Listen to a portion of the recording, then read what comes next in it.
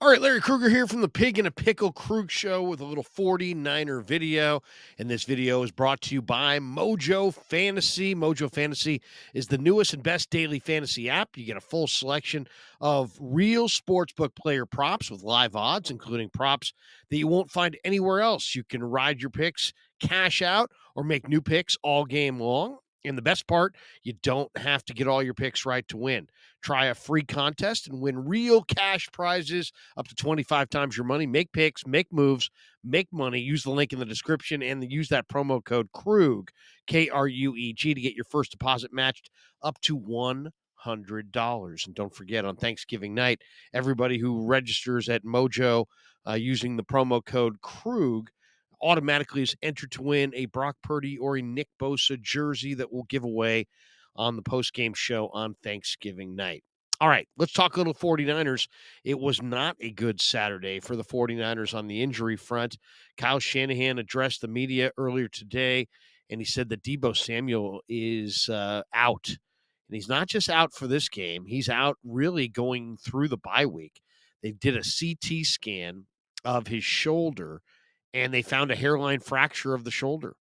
So he for sure is going to miss the Viking game. He's for sure going to miss the Bengal game, and then there's the bye week, and they'll kind of reevaluate then at that point what he looks like coming out of the bye week. So he will not play for the next two games for sure, and it's possible that he may miss additional time after that. So Shanahan was asked whether he thought there was any chance of putting Deebo on the IR, and he said quickly, no, they weren't going to put him on the IR, but he is out through the bye week. And ultimately, what does it mean? It means that it's time for the 49ers depth at wide receiver and running back to kind of show itself. At wide receiver, what does that mean? It means more opportunity for Jawan Jennings, for Ronnie Bell, for Ray McLeod, maybe Tay Martin or Willie Snead coming off the practice squad. There's also Chris Conley. So the 49ers are pretty well fortified at wide receiver internally. And then at running back, Deebo's both, right? Deebo's a wide receiver and a running back. So the depth at running back, and that would be Jordan Mason, Elijah Mitchell, Ty Davis Price. These guys are going to get more opportunity now in the days ahead and the weeks ahead with Deebo on the shelf. So that's really it. That's the story for the 49ers. Deebo is out for the foreseeable future. And unless the Niners make some kind of a trade with the trade deadline coming up on the 31st of October, they'll lean on their internal depth. And they do have good depth at wide receiver and at running back. So it's not a crushing blow. Now, Christian McCaffrey's status is questionable. He's 50-50 to go against the Vikings. He did practice somewhat on Saturday. He's got the oblique injury, and Shanahan sounded hopeful that McCaffrey may go on Monday night against the Vikings. So if he can't go, it really sounds. I think the fans would like to see J.P. Mason, but it really sounds like Shanahan is going to say first up is Elijah Mitchell, and hopefully Mitchell can do the job. One thing with Christian McCaffrey is he's on pace for nearly 400 touches. And I don't know that that's a sustainable pace if you want him upright come playoff time. So his status is very much, TBD going forward. Really, it's a week to week thing. But he did practice on Saturday, and he's poised to play potentially on Monday. We'll find out Monday night. Now, Minnesota, the one thing about the Vikings, they blitz a ton. Kyle was asked about that today. What's his major concern about the Vikings? And he mentioned the fact that they blitz a ton. They blitz as much as any team in pro football. They have Danielle Hunter. The blitzing that they do, comes from exotic places. They'll send Josh Metellus off the nickel corner. They'll drop D linemen into pass coverage. They mix it up, and you never really know exactly what look you're going to get from the Vikings. That's the basic concern, is that can they protect for Brock Purdy on Monday night? Also, Shanahan's other major concerns is the Vikings have a hell of a quarterback in Kirk Cousins, who's a veteran, who's very difficult to fool, and you're not going to be able to give him looks he has never seen before. He's very difficult to fluster. So he said that he had some concern about Cousins, and then he also named the tight end TJ Hawkinson. And then he said they have a real good kick returner, and he didn't name who he was. So we'll see. We'll see who's kick returning for the Vikings on Monday night. But definitely T.J. Hawkinson, Kirk Cousins, and Danielle Hunter are three players that are keeping Kyle Shanahan up at night going into the Monday night game.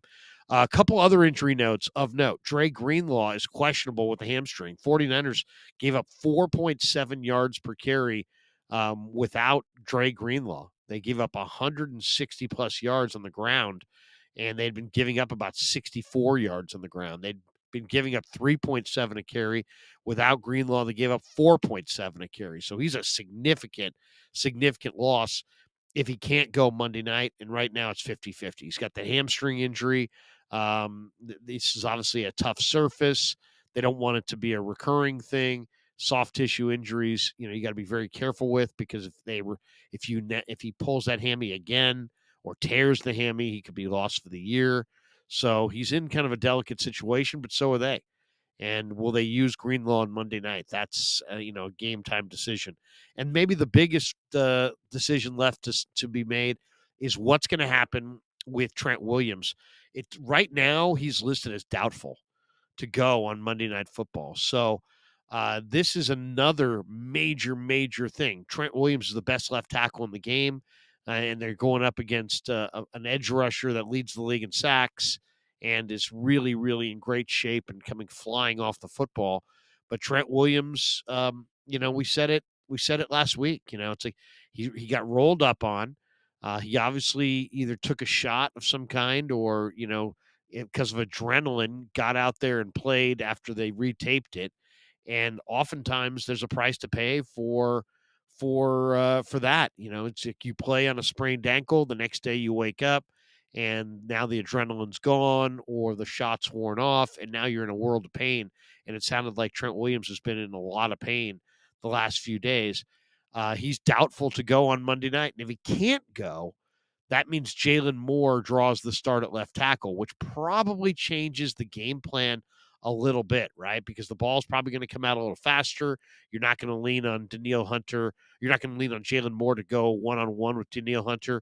You're probably going to chip Hunter. You're probably going to give more some extra, extra help over there with Danielle Hunter, considering that's such a tough matchup. Now, the good news about Jalen Moore, and Kyle Shanahan pointed this out today to the media, is that he has gotten reps all year in practice because Trent typically rests on Wednesday.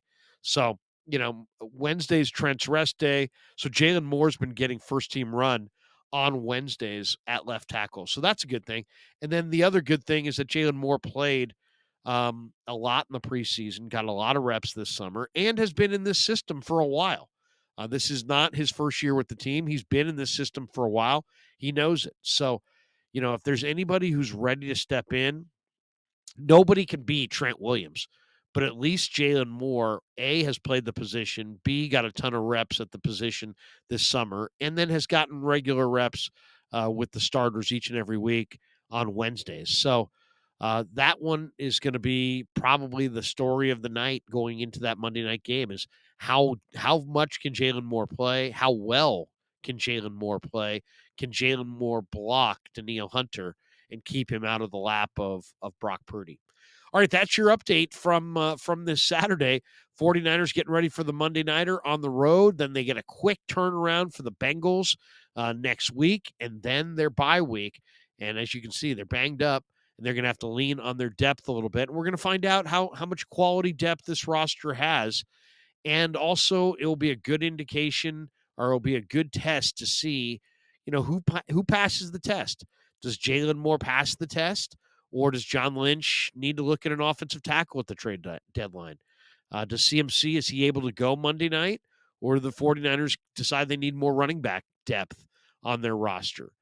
Do the receivers, guys like Ronnie Bell and Willie Snead and Tay Martin and Chris Conley, can these guys step into the role of Deebo Samuel for a couple weeks and produce, or is Lynch going to have to look at a wide receiver? So Monday night should answer a lot of those questions for John Lynch and the 49ers. All right, thanks to Pig and a Pickle for being the title sponsor of the Krug Show. Make sure you go to use Mojo Fantasy and sign up for using that promo code Krug and register or get eligible to win a Bosa or Purdy jersey on Thanksgiving night. And thanks to all you guys for supporting the Krug Show on YouTube.